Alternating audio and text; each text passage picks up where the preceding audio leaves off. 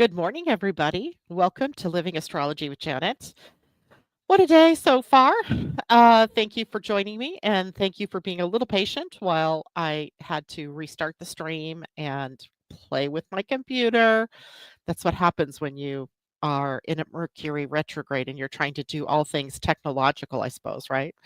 So it's time to grab your cup of coffee or your tea, sit back, and let's chat about what is happening in the stars above. I hope you all had a great weekend. It was a very busy weekend for us, as I know I owe some people some emails back, but there's just no way I got to my computer at all from Friday afternoon until like last night, even. I couldn't get back to my computer. So this morning, I will go back through emails and through questions and things like that for people who hit me up over the weekend. Probably all of you are experiencing this kind of thing during the holidays where you have, lots of different engagements and different things that are going on, family time and things like that. And this year it just seems busier to me for whatever reason, where we have, just more things to do, I guess. I don't even know how to describe it except busy, busy. And yet they're fun things, so I wouldn't want to take them away. It just takes away from the time I have to spend, preparing. So this morning, as I'm sitting here going, okay, what, getting back to work now, what are we going to talk about this morning? I had human design to fall back on and go, oh, we have a new week that is starting today. And of course, remember on Friday, we were talking a little bit about how different things are happening in the collective. So we saw the French government fall. Last week, we saw an issue going on in South Korea where the leader pronounces martial law and everybody gets up in arms and then goes, he has to rescind that. He almost lost the whole of the government and unseated himself last week.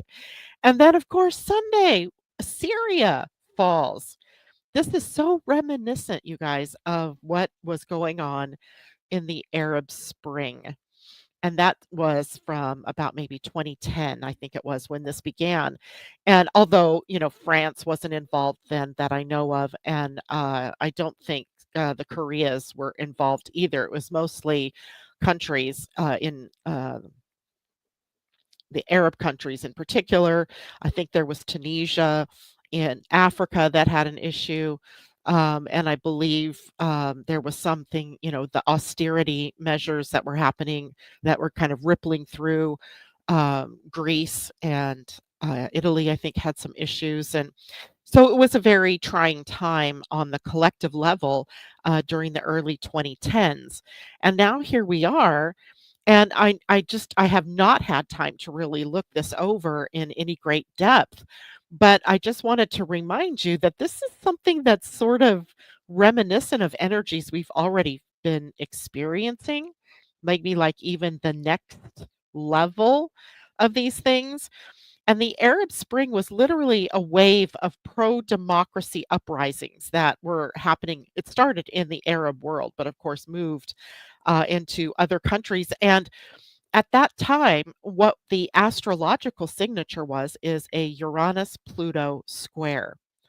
And at this point in time, we don't have that square happening between Uranus and Pluto, but it seems to have been something that set in motion um, the quality of the times that we're in now.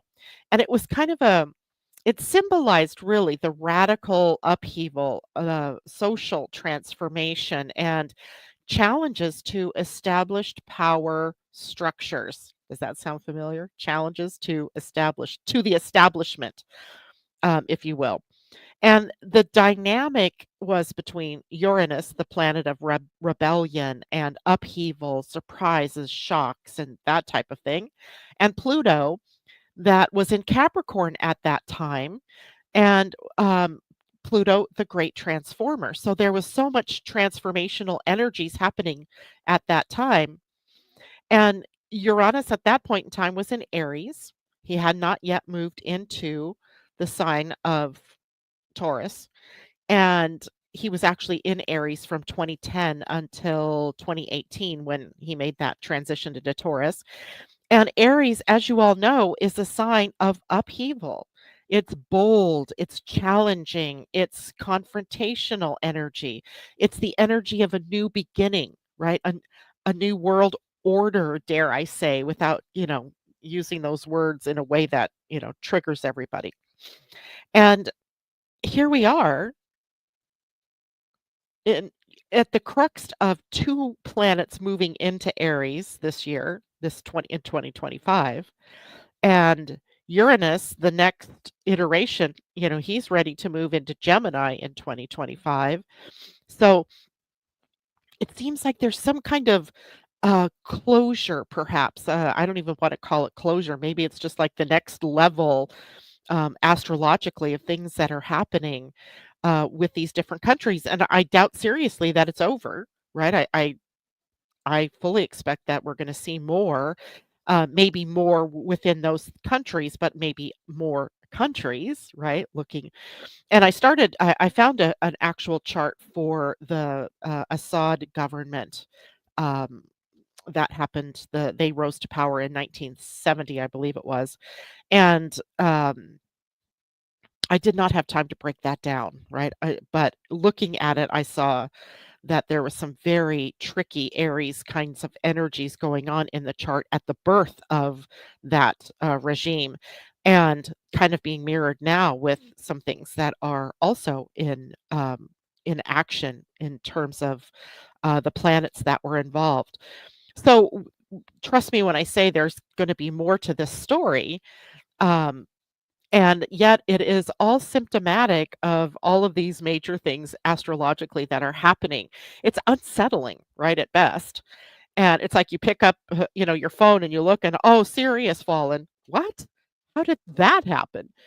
And yet these are the levels of things that we will see happening over the next, I'm sure, the next year to 2 years, maybe even 3 years, as the outer planets that really represent the collective changes move into new signs. We've already had Pluto move into Aquarius, and then we'll have Neptune and Saturn changing signs, and Uranus will change signs. Jupiter will change signs. So, and the inner planets, they change signs frequently. Jupiter once a year, Saturn once every 2.5 to 3 years. But, Jupiter, or I mean, Uranus, Neptune, and Pluto, of course, much longer periods of time before they change signs.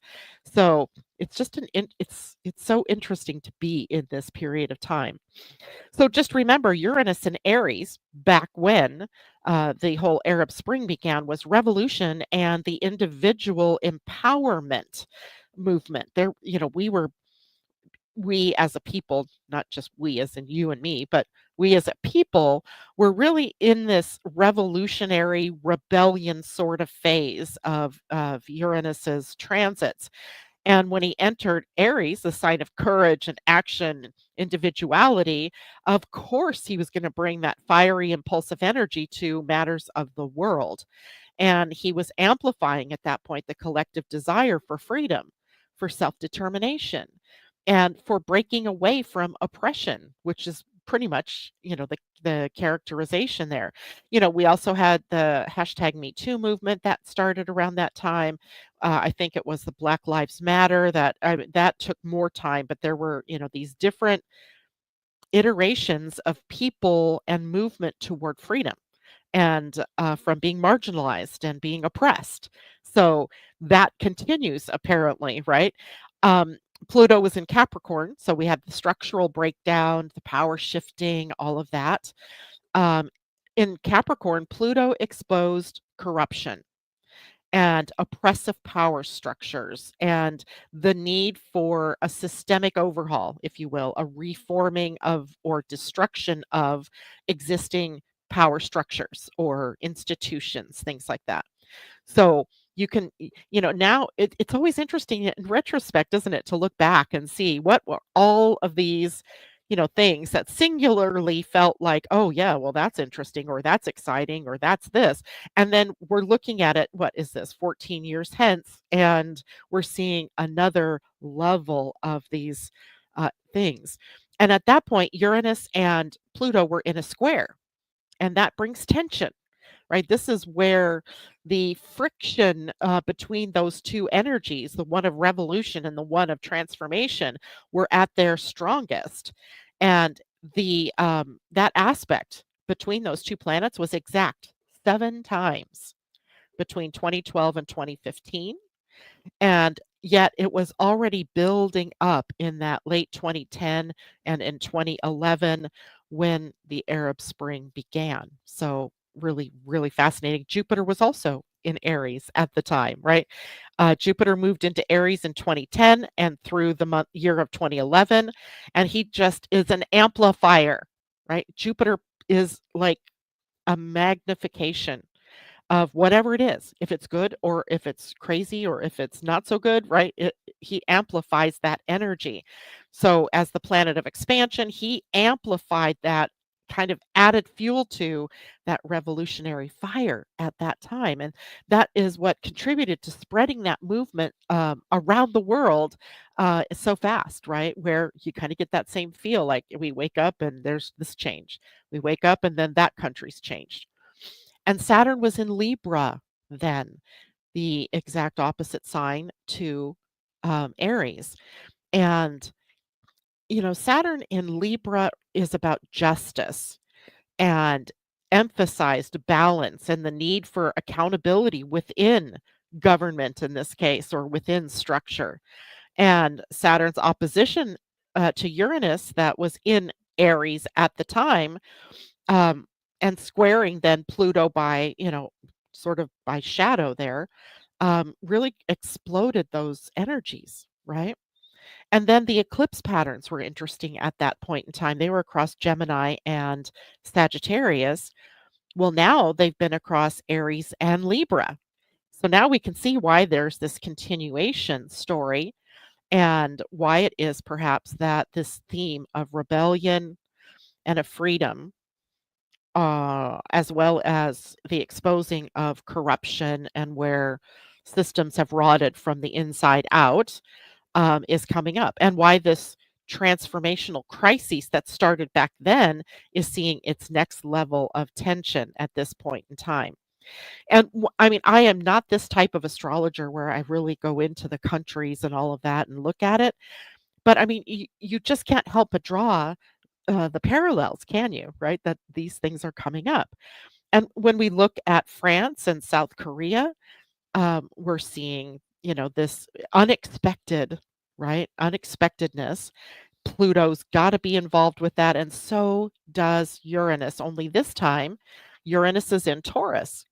And Taurus is a sign of the economy and how people are feeling economically, right? How do we feel in terms of our money and being taxed, or the ability to buy groceries that don't cost. I mean, can you get out of the grocery store with less than $50 anymore? I mean, I don't think so. Milk, butter, and eggs, $50. There you go. And this is part of the tension that Uranus has brought up within the sign of Taurus, that, our banking and money and how we spend and inflation or deflation and all of that is, even jobs and the workplace numbers are falling under this, right? So there's a sort of dual thing going on of exposing the corruption within these systems, or within these governments, or within these institutions, and then a demand by the public for accountability, which is also, Pluto, and then overhauling the outdated systems. And sometimes you can't overhaul the systems without breaking them down, right? So there's, definitely some major things afoot, and it isn't over, right? It isn't over. Saturn's transit through Pisces now has been dissolving the rigid structures, the boundaries, right, that have been put in place. And, Saturn and Pisces has kind of been fostering this sort of climate, if you will, where things that have been hidden, or where the issues that were just simmering below the surface break through and come up. So, where there's been this anger simmering, let's say, um, Saturn in Pisces kind of lets down the wall and that just spills over, right? So, and becomes sort of the match that lights the problem. And that means that societal structures then undergo reevaluation. Everything is up for debate, right? Everything. And then Uranus is in Taurus until in 2025, Uranus will move into Gemini, but he won't be in Gemini for very long. He retrogrades back into Taurus, and then in 2026 comes back to Gemini. And so he's in Taurus now until when I say 2026, that's when his final move into that sign will happen. So he's been disrupting economic structures and systems, uprooting our material values, prompting innovative approaches to resources and finances, i.e., cryptocurrencies. Right, different banking structures, different countries, coming together and forming economic alliances. All of this has been going on, right? And the um,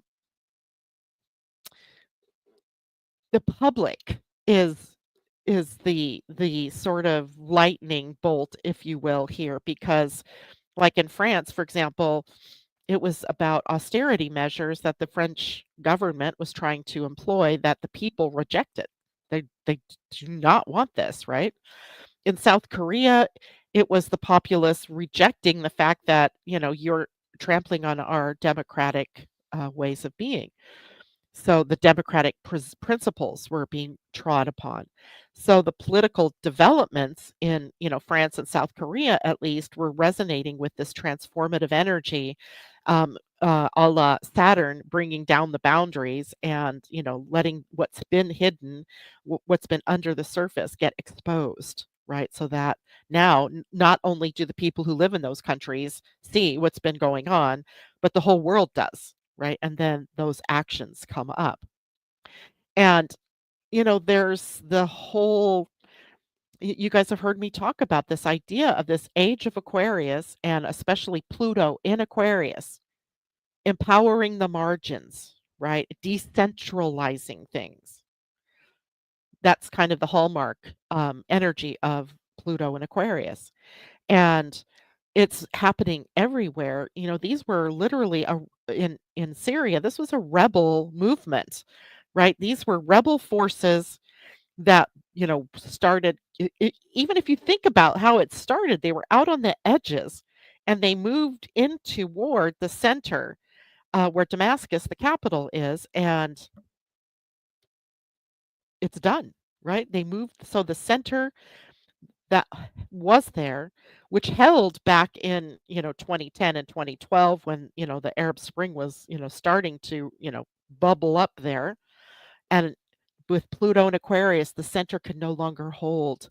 It's the margins that now hold the power. That's the reason why we say things like people in community and grassroots movements and things like that hold much more power under Pluto in Aquarius and an Aquarian age, which I believe is, truly underway for us. So the political upheaval in Syria is part of a broader pattern of transformation that is affecting global power dynamics. And I don't think it's done, right? It remains to be seen. Now there's this big vacuum there. What takes place in the next, months and years? So, that shifting political landscape has implications for not only that country, but the geopolitical sort of structures, the different alliances that have been created over time.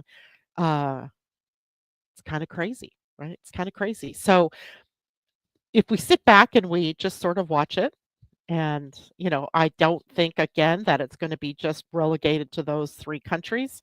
I think it's probably gonna pop up in different places because this seems to be an entire world event type of thing, where, we called it the Arab Spring back, in the 2010s. I feel like this is gonna be more like the Earth's Arab Spring or the Earth Spring, especially when we get Saturn and Neptune both into Aries in a conjunction at 0 degrees.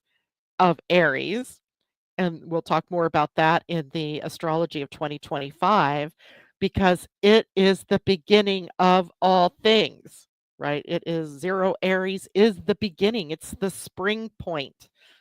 And it's scary on one hand, right? Because it's unknown and so much can happen and it's flashpoints and it's planets that sometimes can create chaos and disorder and all of that.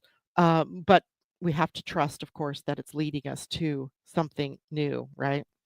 And that Aries point, that 0 degrees Aries point in your own chart is going to be lit up, right, over the course of the next year and take a look at it. Where is 0 Aries? In the chart of the day today, it would have been the third house. Here's what Aries looks like as a symbol, right? And you see today the moon is in Aries, so it's a good day for us to talk about the Aries point because the moon was at the Aries point when I drew the chart up this morning, having just moved into the sign of Aries. And that Aries point is, like I said, the beginning of all things. And it's the beginning of the new year, the new astrological year. But any planets that hit there, and all planets will hit that point at some point in time, right? They're transiting around. But when you have a conjunction of planets at that point, mm, right, something new is beginning, and it's definitely something that we'll want to watch because it's been a long time since those kinds of things have happened at 0 Aries. And it feels like a big giant portal gateway. I don't, a Colosseum size gateway that we're entering into in 2025 and 2026. So be watchful. All right. And today I said already that the moon is in Aries. So we'll talk about that and the planets that Aries will, or the moon will hit in Aries, the North Node and Chiron and Eris. So we'll talk about that. First, let me just say good morning to people who are popping in here today. Quite a few of you this morning. Good. I love to see you all. Good morning, Debbie Tibbetts Tumiel. Uh, she says, Happy Friday. Okay, that has to have been from last week. Good morning, Julie. That's so bizarre. Um, okay, I could do that for you, Julie. And she said she's decluttering and she needs a new chart. So anybody who needs a new chart, all you have to do is ask me for one. Thank you, Terry, for letting people know that I might have had an issue coming in this morning. Diana, good morning to you. And let's see here. Soul Strategy, that is Narges. Good morning. And let's see, Teddy Hickox, good morning to you. And Chester's mom says, I'm a double gem, Sag rising, and I feel it. I bet you do. Amanda J, hello and welcome. Asa, good morning. J Lo says, hello, Astro Design Tribe. Good morning, Christine. She says, yes, highly questionable that Assad and his family were given asylum in Moscow. Not sure what any of that is, going to be. I'm more interested in the fact that in 1 week, essentially 3 countries had the potential, 2 fell and 1 had the potential to fall. It's just kind of crazy in 1 week. Good morning, Paulette and TD Hawk. Hello, you're not that late. Nicole Markham, good to see you. And JLo says, please take a moment to smash the like button to support today's broadcast. Thank you very much. That's the like button if you're on Facebook watching, and the thumbs up button if you are on YouTube. And then please, if you have not followed my Living Astrologist Facebook page, please do so. And if you have not yet subscribed to my YouTube channel, please do so. Thank you for the reminder out there, ladies. Asa, groceries are killing me, right? I was thinking the same thing that, fasting is going to become something of a new deal. Um, uh, and Christine, good luck after those absurd tariffs that he's proposing. I don't know if that's going to impact groceries, but certainly other things perhaps. Good morning, Tina. J-Lo, that is that sparking the Aries point for the collective? Yes, very much so. Very much so. And that Aries point, well, you all know that now that I'm, helping, not helping, I'm actually taking over ownership of the Energy Almanac, at least over time, I am. Um, one of my first things of change was let's move this to a calendar that more closely represents the astrological year, starting the year at the Aries point. And if we start at that Aries point, then things would align even better, right? Um, even the months of the year would align better if you think about like September being, start the base word sept 7, right? The 7th month of the year and on through. So starting in March as opposed to January. If you start in January, September's the 9th month. But if you start at the Aries point, then September becomes the 7th month, October the 8th month, and November the 9th month, December the 10th month, right? Yes, those prefixes make so much more sense, right? And of course, that's all, in the works, but it helps us to realize that the new year is not January 1st. Even though our calendar, for all intents and purposes, the Gregorian calendar states that, that's just an agreement by governments and financial institutions and things like that, that we just got scooped up into, right? You didn't have any say about what calendar you were going to use. You just got fed this Gregorian calendar. Where if we were truly following a calendar that moves with the natural rhythms and cycles, it would all begin at 0 Aries. So there we go. And then it is Mercury in retro, Debbie, for certain. Um, and exactly, Pluto isn't exactly the planet of light and joy. So true, right? He is, I always think of him as taking no prisoners, right? We all get hit by Pluto. And his his his evolutionary intent, if you will, is to transform and empower. But to do that, he has to come in and upset the status quo and to kind of root out the rot, right? So that is right now underway. That now that he's full square into Aquarius, he's digging up anything that is non-Aquarius for us to have to look at, right? So then that would be the shadow side of technology, the shadow side of freedom, which would be authoritarianism, the shadow side of how we look to the future, right? Instead of being drawn back to the past. So lots of the shadowy stuff first comes, and then we start to see the benefit of Pluto. But you're absolutely right. He is definitely not for the faint of heart because he's Lord of the Underworld. Jacqueline, good morning to you there too.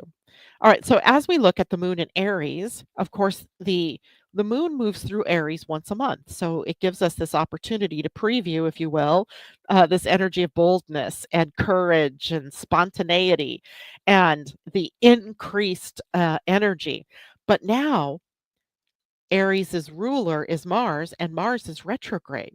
So we might not feel like the boldness of things that are happening might feel way out of our control, right? Might be just something that is like a freight train run away, right? It's not something that we can actually control.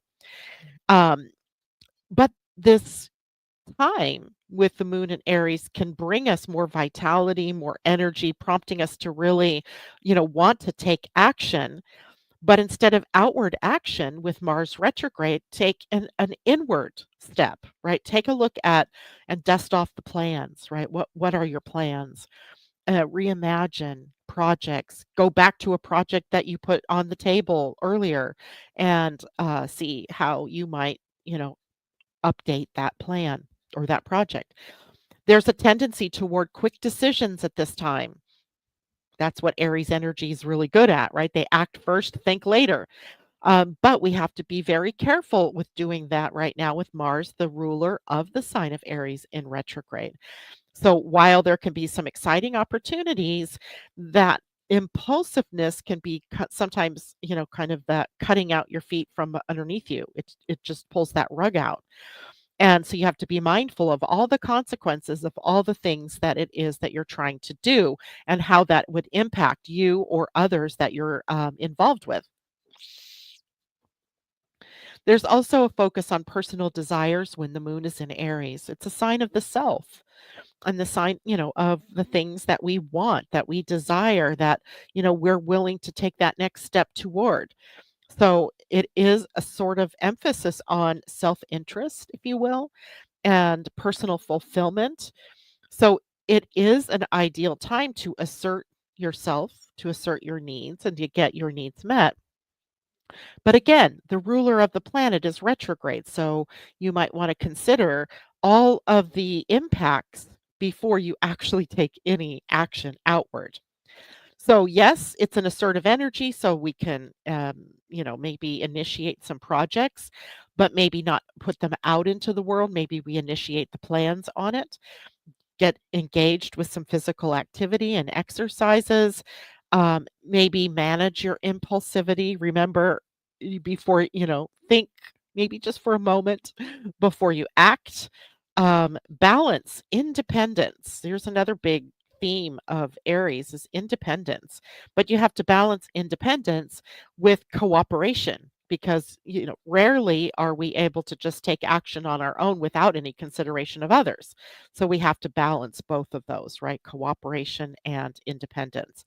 But there's, a very big opportunity for us to, do those kinds of things, to really consider the impact of our actions on other people, but also consider the impact of your actions taken during a Mars retrograde, right? Maybe stopping a little bit, stepping in a little slower than you normally would have, just to be able to consider all the options, all the impacts, and all the different ways in which you want to be able to do something.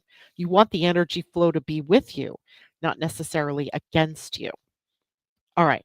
So over the next 2 days, though, the moon is going to be impacting by conjunction the planets, or the first of all, the North Node, which is not a planet, it's a point, destiny, right?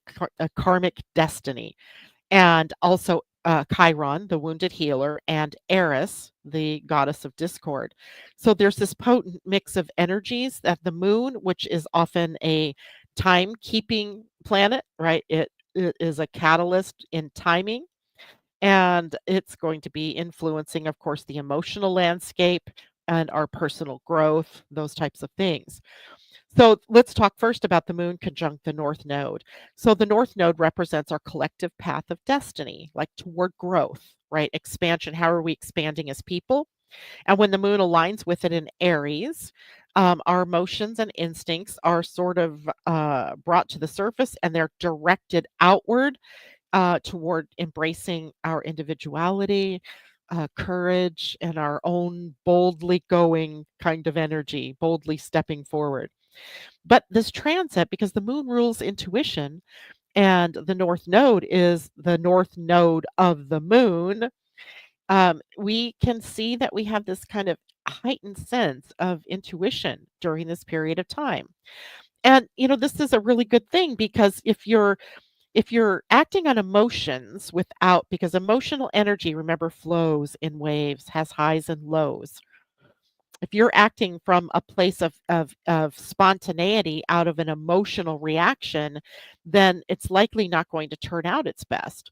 But if you use your intuition, your gut instinct, because that's also heightened, then you might get a glimpse into what the right road is in front of you, what the right timing is in front of you, what direction, all of that, has a better opportunity of being shown to you if you're being a little more patient and being less active in pushing yourself out into the world. Sort of a time to trust your instincts and align with your higher purpose before taking action. Now, when the moon conjuncts Chiron, now Chiron has been in Aries now, I want to say since 2018, 2019, perhaps. And Chiron is the wounded healer. So the deep seated wounds of an Aryan sort. So standing on your own 2 feet, knowing who you are, having a sense of self and identity.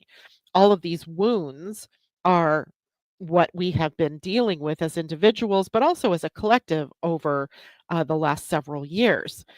So, in the moon conjuncting Chiron, maybe some of those wounds come to the surface, right? The traumas related to your identity and who you are, and even somewhat your self-worth. And this encourages us to confront those shadow energies, right? Those wounds, the core wounds, and to begin the healing process, if not take the next step in that healing process of those wounds. And, of course, this is the whole idea: fostering growth, wisdom, resilience for each one of us, right? As a collective, even. Now, the moon conjunct Eris, Eris, in Aries, is a completely different animal, creature, right? The moon, again, emotions, intuition, timing. Eris, discord, um, challenging us to sort of confront issues of the times. So Eris is in a sign for about 500 years. She spends a long time in a sign.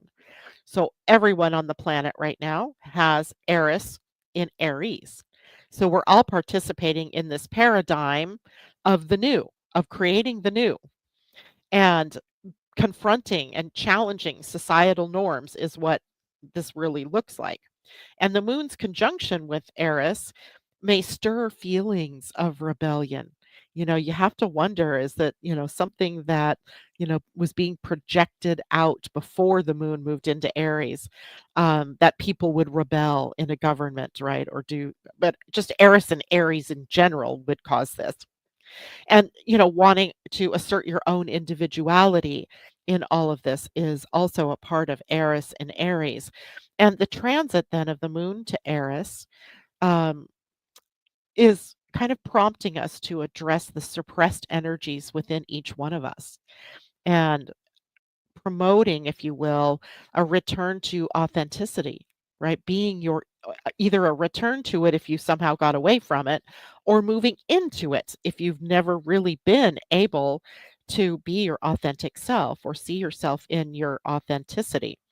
So, the moon conjunct Eris gives us this opportunity to confront those places inside of us where we're hiding in the shadows, right? In the shadow, we need to be moving up and out to be seen, to be authentic, etc. So, as the moon moves through these conjunctions over the next couple of days, we experience a sort of journey, if you will, from aligning with our destiny, the North Node, to healing personal wounds through Chiron, and then challenging societal expectations with Eris, right? That's a part that you play in society, even. So embrace your authenticity, be you, because you do you best. Heal past traumas if they're still hanging around. And of course, they are, right? They all are. And courageously then pursue your goals and your dreams one step at a time, a little slower right now, just because Mars is the ruling planet of Aries and it's retrograde. And maybe ask yourself some questions, like with the North Node. Maybe ask yourself how you can align your actions with your higher purpose, right? How can I align my actions with my higher purpose? With the conjunction to Chiron, what past wounds are resurfacing in my life right now, and how can I address them compassionately, right? Not to beat yourself up, but to compassionately move through. And in Eris, what ways can you assert your true, authentic self, even if it disrupts the status quo in your life? Remember, she's a disruptor. She's kind of like Uranus, the feminine Uranus, right? She's a disruptor. And she wants you to assert your true self out there. So even if doing so disrupts the way your life has been, right? Or disrupts that status quo.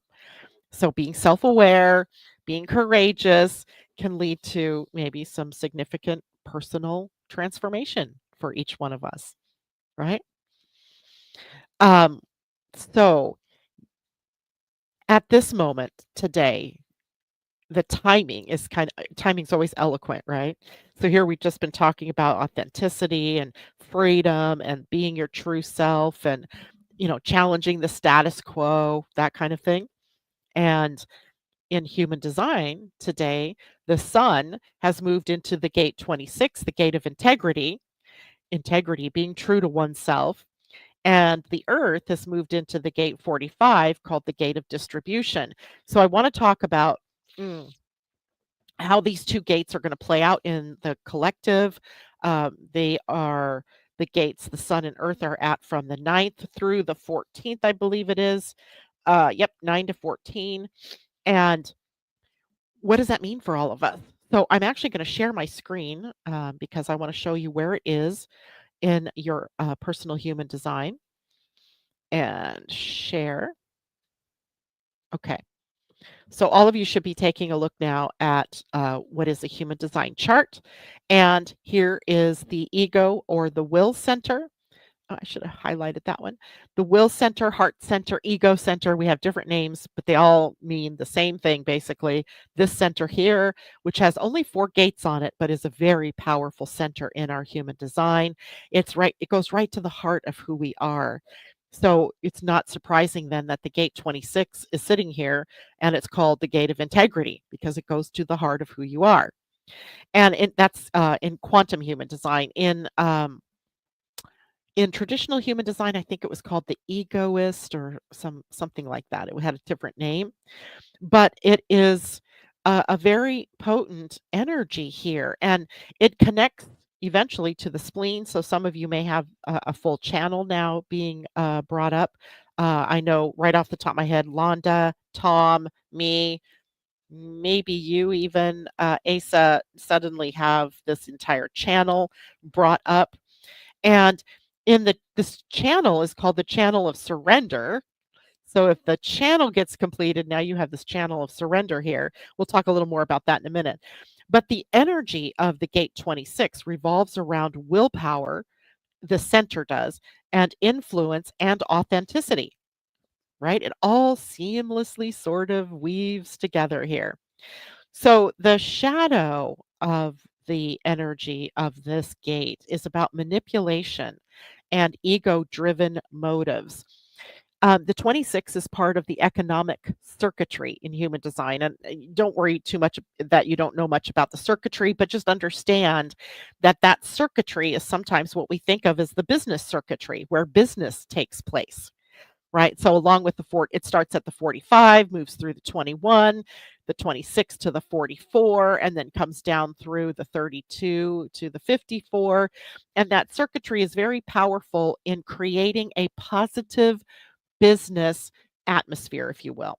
So the 26th in this case can be, if it's used in a negative way, can be about lying in business, right? And we sometimes think of this whole channel as the channel of sales, right? Where the 44 sets the tone for the sale and the 26 is the closer, right? But is the closer closing with lies or is the closer closing with positive truth, right? The authentic truth. So this is why in the shadow, the 26 energy can be about manipulation, right? Manipulating the truth, manipulating what you want people to know and what you don't want them to know. And all of that can only come from ego. It doesn't come from the heart if it's in the shadow, right? Now, if we look at the gift of the 26, we have honesty and we have the skill to communicate and influence others with integrity, right? Being truthful in we do in business or what we do with economics. And I'm looking at it that way because we can see the bigger picture. But even for you as an individual, being in integrity, being honest, right? Sharing the truth, even if the truth is uncomfortable.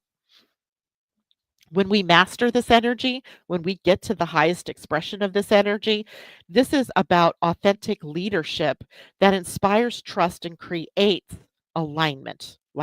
Everybody becomes aligned because we're operating in integrity. Now, it doesn't mean that we all become, the Borg. We're not all, we're not giving up our individuality, but we're aligning in agreement with a higher truth, right? So the gate 26 really, with the sun here especially, challenges us to act from a place of personal truth and align our willpower, right? Our power to act on our own will with the greater good. And the energy of the 26th gate then also encourages us to refine ourselves, right? To make sure that we're always realigning with our truth, right? And that, if you're in a position, for example, of sales where the power of persuasion is, really important, that persuasion is rooted in truth and service and not personal gain, right? And as a salesperson in my past life, right, in an earlier part of this lifetime, it was one of the things that I always held myself to. I was never going to sell something to someone that they didn't need, right? That they, couldn't afford. I was very aware of being in integrity here. And, it's an ideal time then for each one of us to look at where are we in integrity and where are we not? Where do your actions align with your core values? And where, are the promises that you make? Are you aligned with the promises that you've made? Or are you anti-aligned, not aligned? So that's the highest expression, the gate 26 and the sun. When we look at the earth is often the one that brings up the challenge for us. We have to settle with the earth in order to gain the highest of the sun. And the 45 is known as the gate of distribution. It's an interesting gate because it's also in the uh, regular traditional human design. It was called the gate of the king or the queen. And this is the energy that speaks to leadership and the ability to manage resources for the benefit of a group or the benefit of a community or a government or a country or you fill in the blank, whatever, right? In the shadow, the gate 45 is about greed. It's about hoarding of resources or hoarding of power. And of course, that isn't supported, right? This is a gate that really sees that generosity, that's the gift, generosity and good stewardship of resources is much more valuable than greed and hoarding.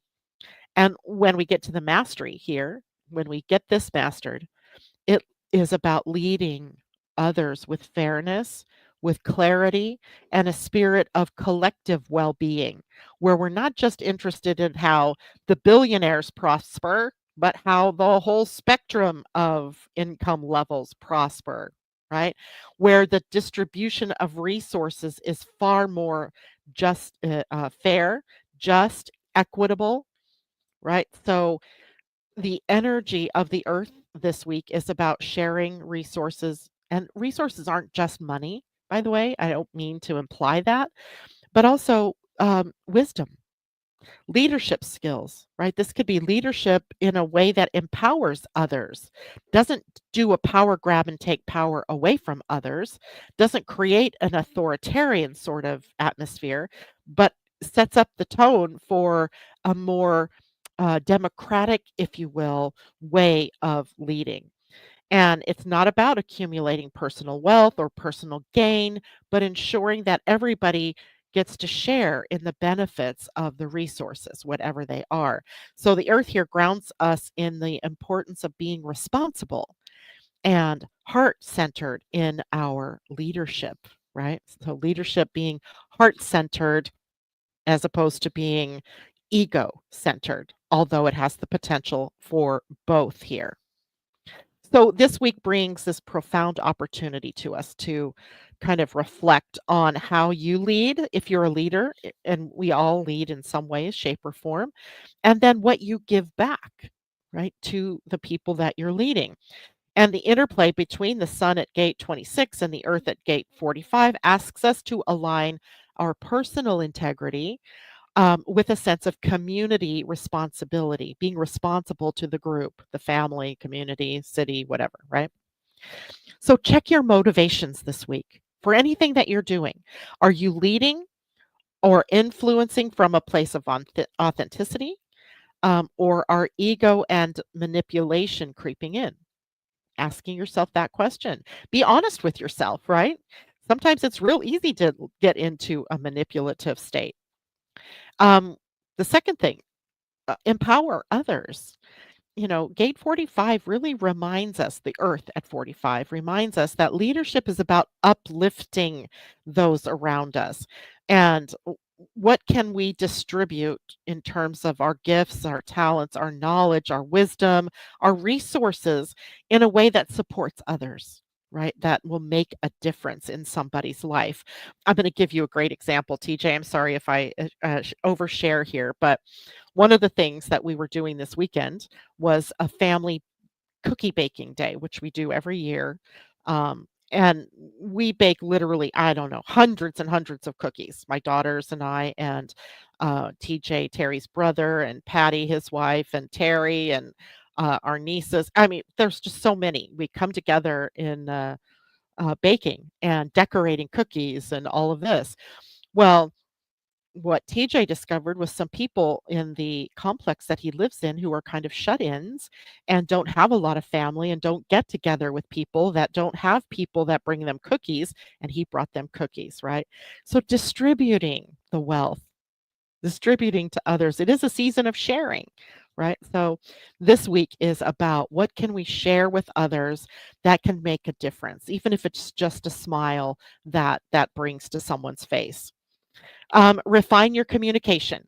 Gate 26 supports you in honing your words because the 45 is on the throat center where the words come from, and aligning your actions to make the best positive impact possible. And then balance willpower and service, right? Use your strength and your influence to create fairness and build trust with others, your community, your family, etc. All right. Questions. Let me go back to StreamYard for a moment here. Christine, define heart and spleen, 26.4 sun. This is already something that you're experiencing in your life. And 45 is uh, Taurus Earth design. Oh, Taurus Earth and design 44 North Node.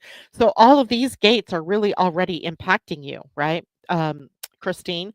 So in a way, it's mirroring something about your incarnation cross, I would guess, because it looks like the sun and earth are both involved.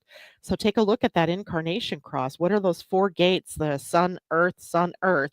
What do they mean for you? And how is integrity being um, either activated and empowered, or how is it, being downplayed or not activated at all? So be willing to look at that. J-Lo, I wonder, with me having Eris at 21, gate 21 called the gate of control, in quantum human design, the gate of accountability, how could I use the energy to help me? Sorry, self-regulation. Eris at 21, so this is by birth, what you're saying, which this is not an Aries gate, is it? Yeah, it would be an earlier Aries gate. I would say because the gate 21 has a lot to do with how you regulate yourself, how you respond to challenges, how you respond to change in without, tightening down the reins of control.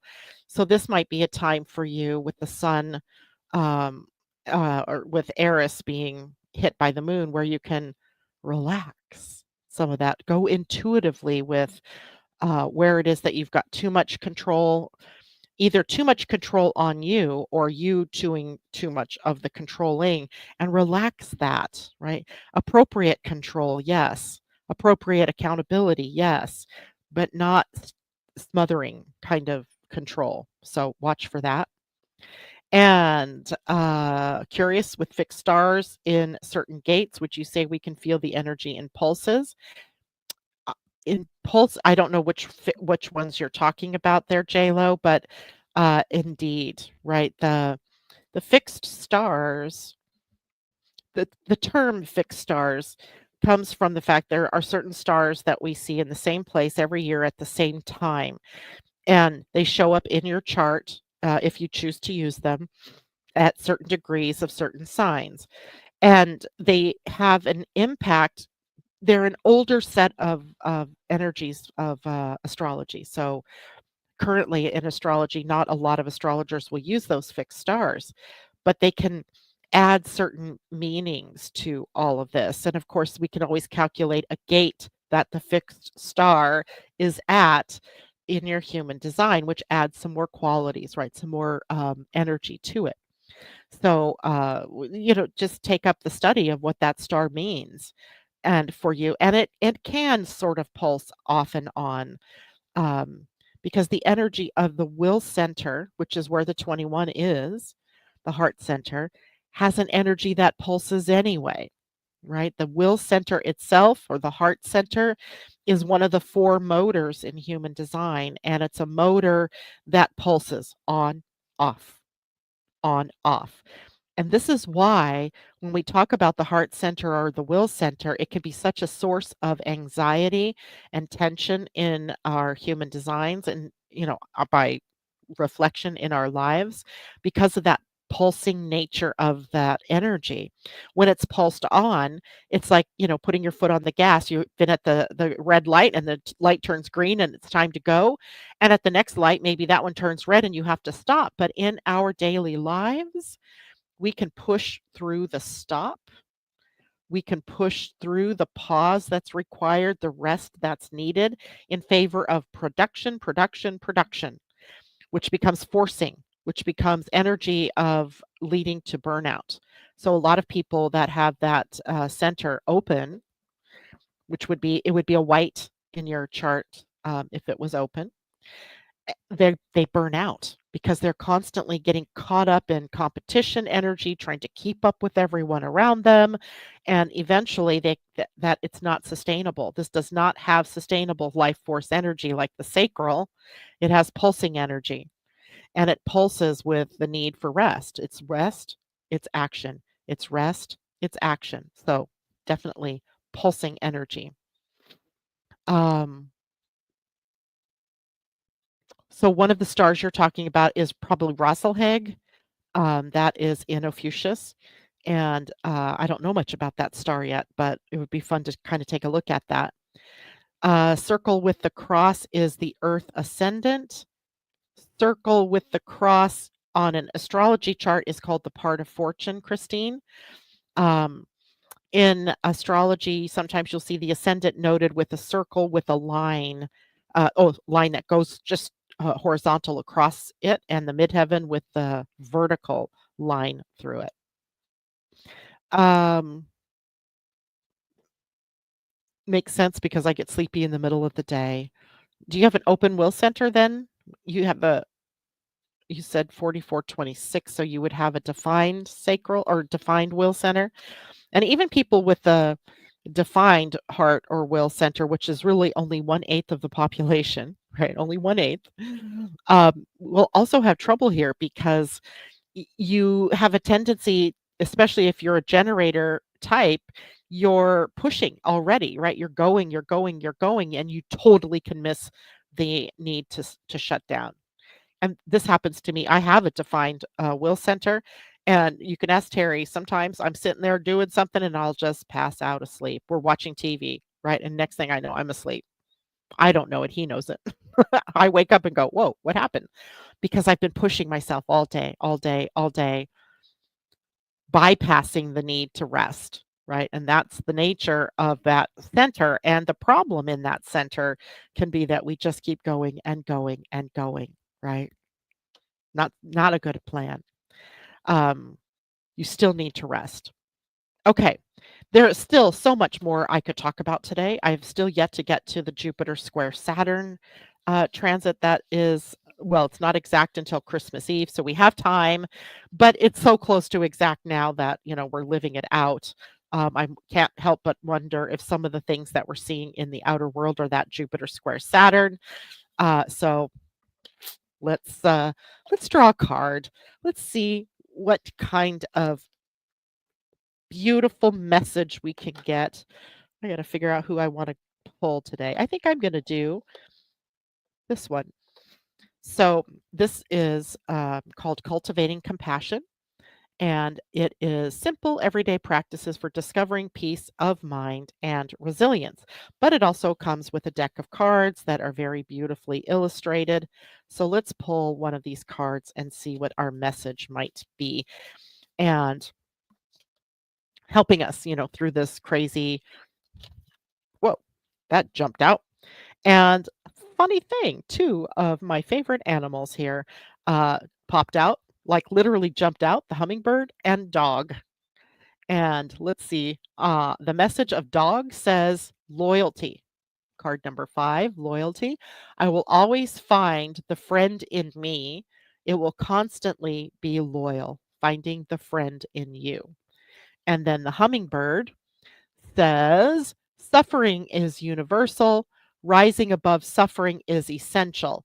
I choose to rise above my smallness of life. Okay, so let's take a look in the book now. We'll get a deeper message. And by the way, this was 47, which is an 11. Card number 11.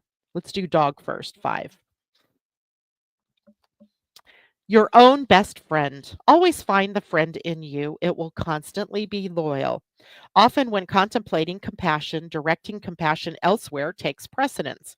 When we think of being kind, we think of others first. However, ensuring that you are kind and compassionate toward yourself is critical to extending compassion to others sustainably. By its nature of turning inward with intentional focus, meditation nourishes you from within and calms you when you feel overwhelmed, unstable, or emotionally shut down. As you deepen your meditation practice, you can better regulate your feelings as they arise. This ability to manage your emotions helps you recover more quickly from psychological challenges. You become more resilient. Being more present and less scattered helps reduce mental chaos and, in turn, minimizes occasional feelings of overwhelm. As you continue with your meditation practice, you become more comfortable in your skin. You rely on your inner wisdom and your inner light to help you evolve into your personal best friend, the dog, right? Okay. That's funny because the woman who wrote these cards, her name is Amy, and her dog Lily looks just like that. I wonder if she based it off Lily. 47. Normally I wouldn't do 2 cards, but they popped out together, so we need them. And this was called visualization, and it says, "Rise above smallness.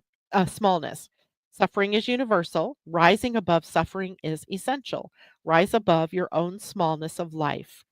We all do it at one time or another. We throw ourselves a pity party. We all revel in our pain, our grief, anger, and fear. Sometimes it feels good to roll around in the muck of our minds for a moment. But don't stay there indefinitely. If you roll around in the muck too long, it begins to act like quicksand and holds on tight.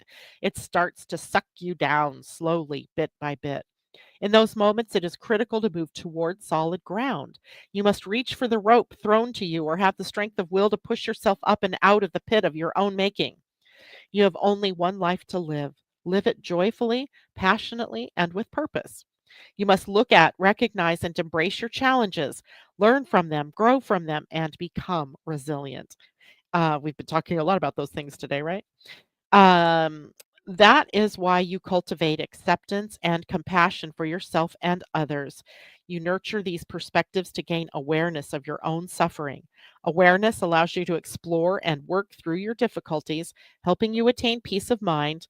From this quiet peace, you begin to help others. My favorite little birdie bird.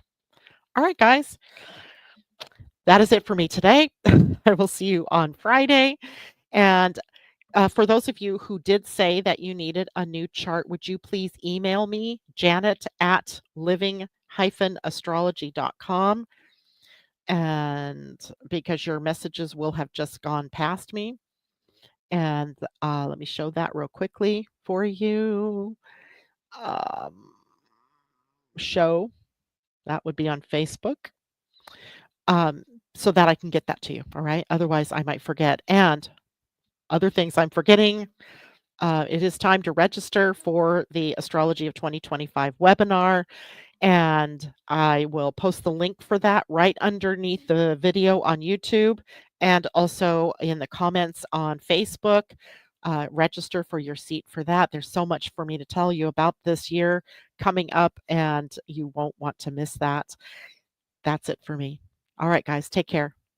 Bye for now.